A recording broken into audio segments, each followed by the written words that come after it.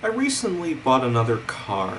I had a car accident 6 months ago and I kind of took a break from driving and I bought a Mitsubishi and it reminded me of an experience I had about a year ago. I was living in my car and part of the problem with living in your car is that, well, you kind of use your car as your home pretty much. You have all sorts of stuff in there.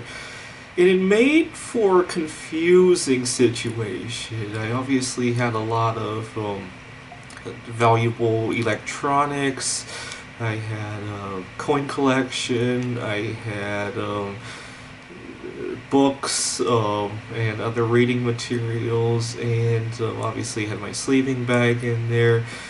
And oh, and I had a lot of vitamin pills. I take a lot of supplements, obviously, and just being very economical. Sometimes I take vitamins in bulk powder, which looks very suspicious, you know. And my big fear was that I would get pulled over and the cop would think that, well, there are lots of drugs on me, and the coin collection is from the proceeds of selling the drugs and the electronics as well.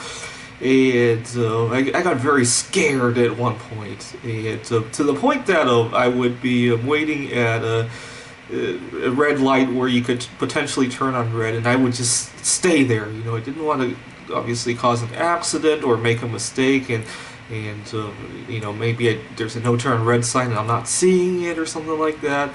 And you know, if the speed limit were 55, I would be going like 52, 53.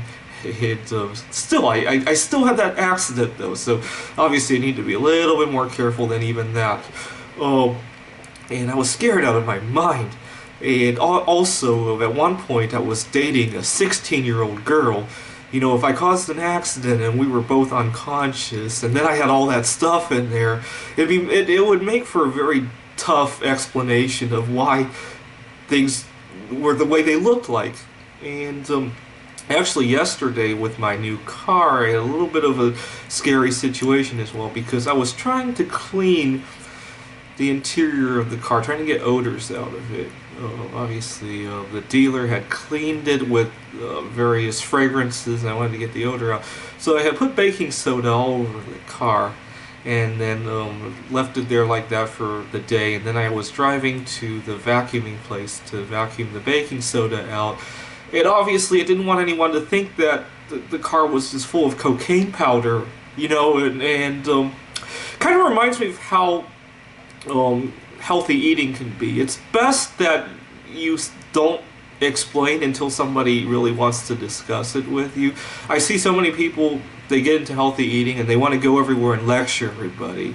And because other people might not understand, you know, I used to make that mistake. I would lecture people, and then people would get worried for me.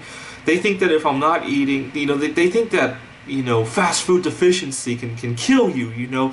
They get worried about how I'm deficient in various vitamins or minerals just because I'm not eating fast food, you know, I'm not eating trans fat. They think those are essential vitamins, you know. They think that not having MSG could kill you. They think that, you know, as if people didn't live before those things were invented. You know, some people just don't realize. And I think there are certain things that are just best kept private, even if they're not very harmful events, just because people who don't deal with it every day will think that you know, they will misunderstand them. Thanks for watching.